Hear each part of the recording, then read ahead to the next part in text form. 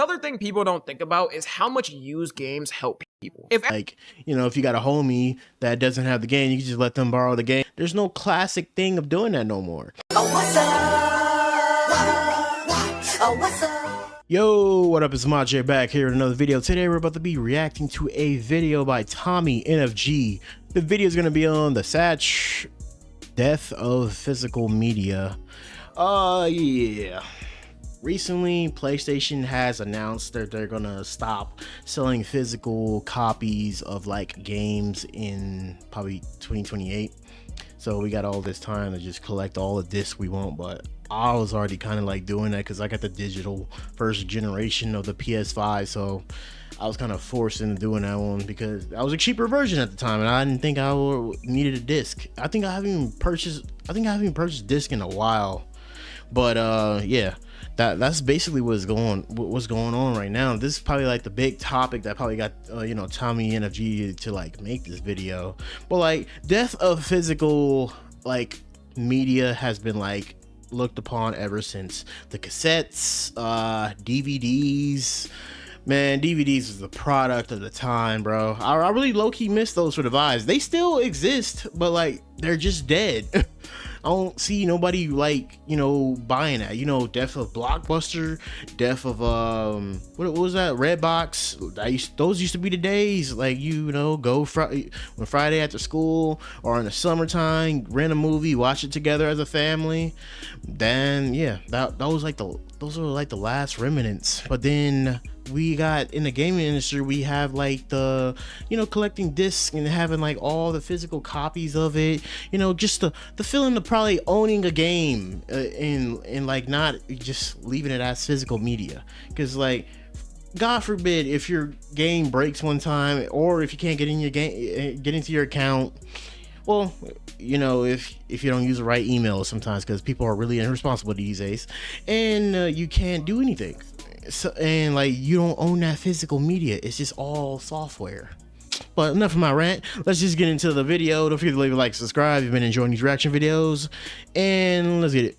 I want you to picture this. It's Tuesday, September 17th, 2013. I'm saying picture this like most of my audience watching this wasn't children or too young to remember this night, low-key me included, but F it. It was a crispy September day, just like every other September day. Most people were going on with their regular lives, either going to school or work, but that night humanity was gonna change and never be the same. GTA 5 was dropping. People were lining up hours before the release at midnight, making sure they called off school or work the next day to bask in all of its gloriness for at least a full day. News reporters came out to interview people with their pre-game thoughts on how the game was gonna be. When the doors finally opened, people stampeded in like it was their final day on Earth. This was what people now call simpler times. Skip to a date that hasn't happened yet. Thursday, November 19th, 2026. The lines are empty and no one is waiting for some reason. The reason why? Rockstar has announced they're officially ditching a disc copy and GTA 6 won't come with one. And Sony clarified even more that they won't produce any more discs for PlayStation consoles starting officially in January 2028. Meeting the era of console discs, having a collection to flex on your friends with the magic. That means it's bad for GameStop. I mean, they probably still got Nintendo Switch. They probably still got like, damn, I don't think, well, Xbox is gonna follow suit after this, but like I think they're only gonna have like other medias, pretty much it. I don't know what the hell is gonna be their game plan, because a lot of GameStops are already closing as it is already. But like I don't know what's gonna be cracking or what's gonna be happening, bro, because there's a lot of stuff that's gonna be like thrown out of business because they're gonna stop like selling physical copies. Game binder, showing how much you're better than those bum ass because you have a bigger collection than them, is officially dead and has basically solidified that this century will be the end of most physical media. And I'd be lying to you if I said it doesn't break my heart. At least to me, this seems like Gen Z's first thing to see phased out and humanity evolve past it. And really, it's every generation. Everyone other than Gen Alpha always grew up with physical media around them. We all remember going to Redbox and renting a movie, then forgetting to return it and hoping their lawyers don't knock on the door. Or seeing ads about GameFly and thinking it was the future. I actually don't know a single soul who used it, but I assume that— oh, I remember this shit used to always come on the TV. Low-key, I thought game rentals were low-key stupid because like you would want to keep a game. It's just like a fucking trial you have. Like, I mean, well, you can buy, but like most people probably went on there to rent to try a game.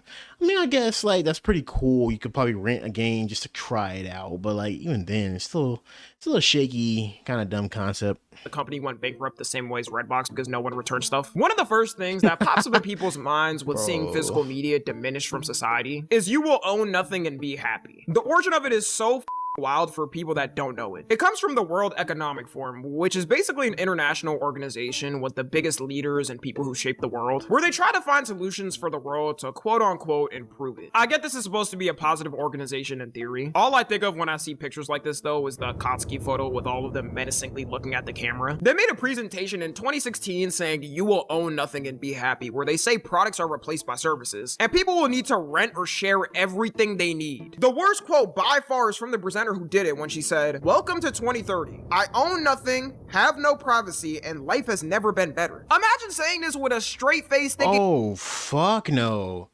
Damn, man, this shit goes even deeper, bro. This shit goes even deeper because I seen a video of like AI and how like they're going around like bombing shit over there. I don't know where it was. It was some video I saw, and they're going around bombing shit, and like I think they're gonna try to turn some shit into like facial recognition, where like nobody's gonna have no privacy nowadays, and then like cars they're making from like 2027 on up, I guess, are gonna start like having like some sort of feature where they're gonna stop driving, so like no one's gonna have any privacy no more. I'm just gonna be buying old cars. I don't give a fuck.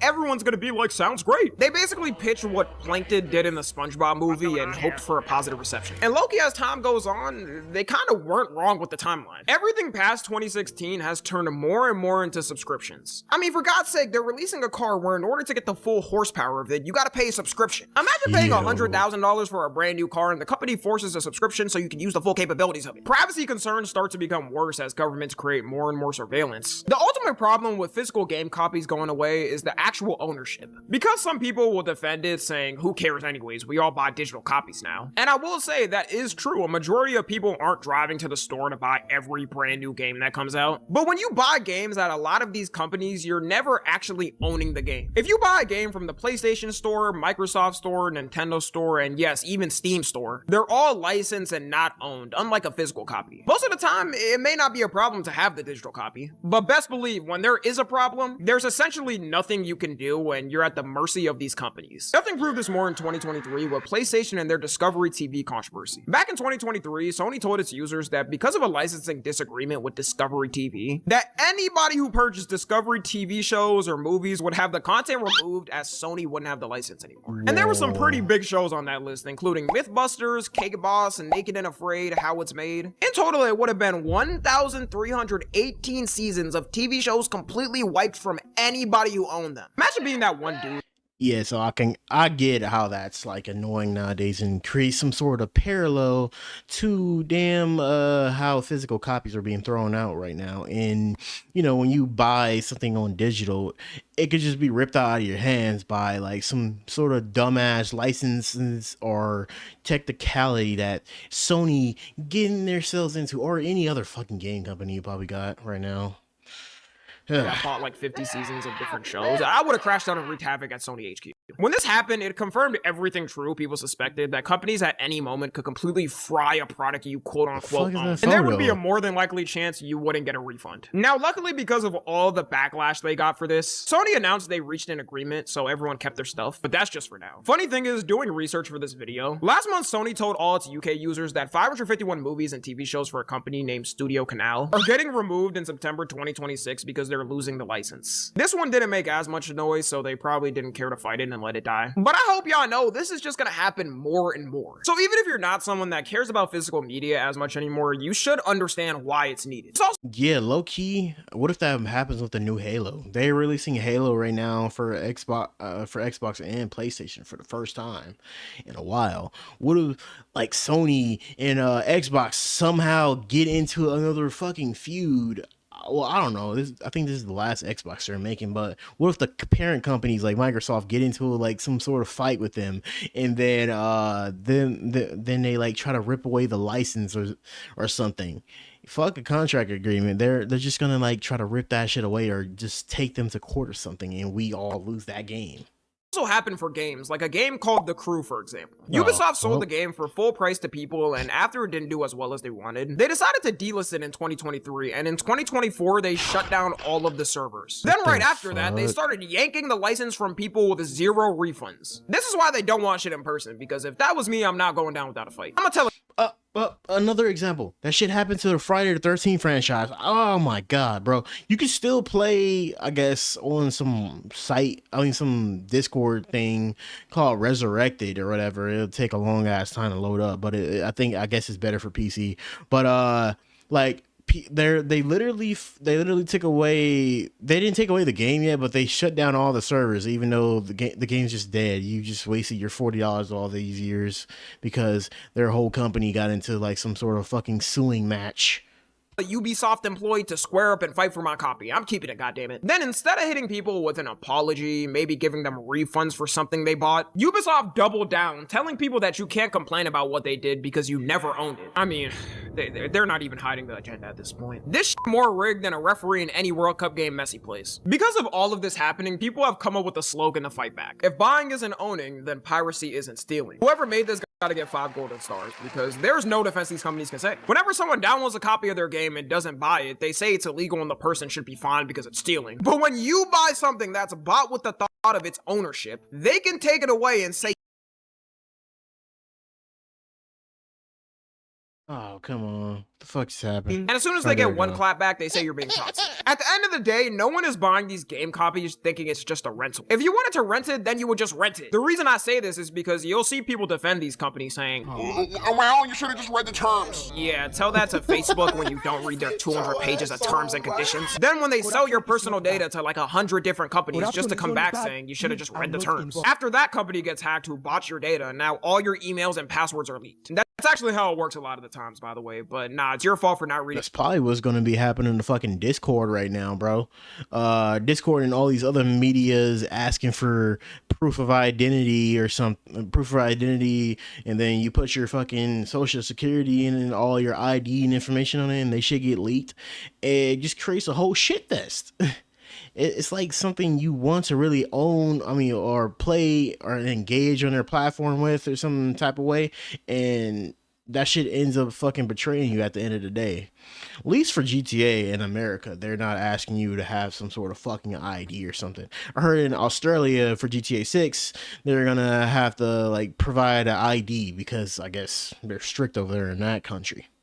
200 pages of dog shit. The company who maliciously sold your data for profit is not at fault at all. Worst part is you couldn't even successfully sue these companies because they're technically right. You signed an agreement saying you just licensed the product and don't own it. This wouldn't be as much a problem if these companies gave refunds all the time or required it. I think it still would be good to have a physical game in case it gets taken off shelves for archive reasons, which physical copies help with. Like as an example, Steam is probably the most nice when it comes to this. There was a John Wick game that they decided to remove, but instead they delisted it from Steam, and people who bought the copy still have that copy so they can play the game when they want to. Steam so far hasn't had some incident like Ubisoft or Sony, but to be fair, who knows what will happen in the future. Also, another thing people don't think about is how much used games help people. If everything is digital, you're not gonna have the classic of being broken down bad. Oh yeah, that's true also, because like, if you got a homie that doesn't have the game, you can just let them borrow the game, just have it back by the other 2 days or, whatever, let them borrow it for the weekend. There's no classic thing of doing that no more.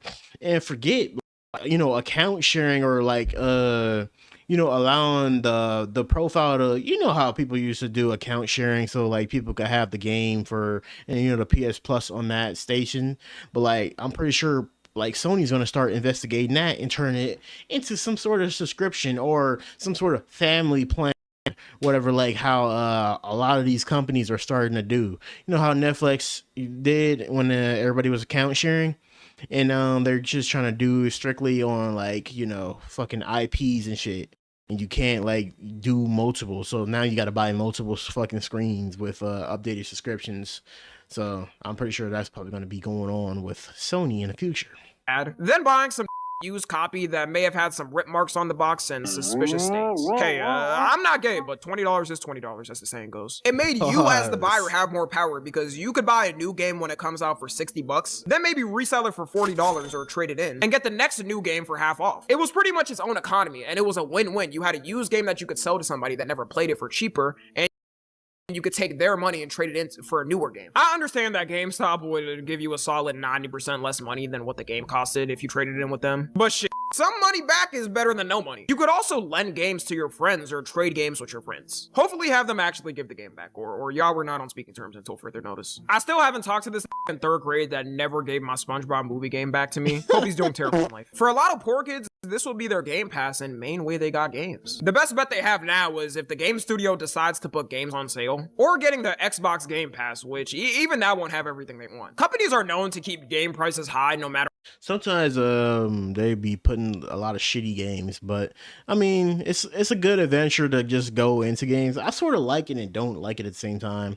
Like the PlayStation highest tier, like I only like it because my sister bought me a PS Portal. I don't like the Portal, but like it sometimes provides some type of entertainment when I do not want to get up and, you know, play on my PlayStation, or even like, you know, if I'm far away from it, I have like a Wi-Fi signal and I have it with me, I can just pull it out and play it. That's the only downside about I don't like it. You don't got no connection, there's nothing you can do with that thing.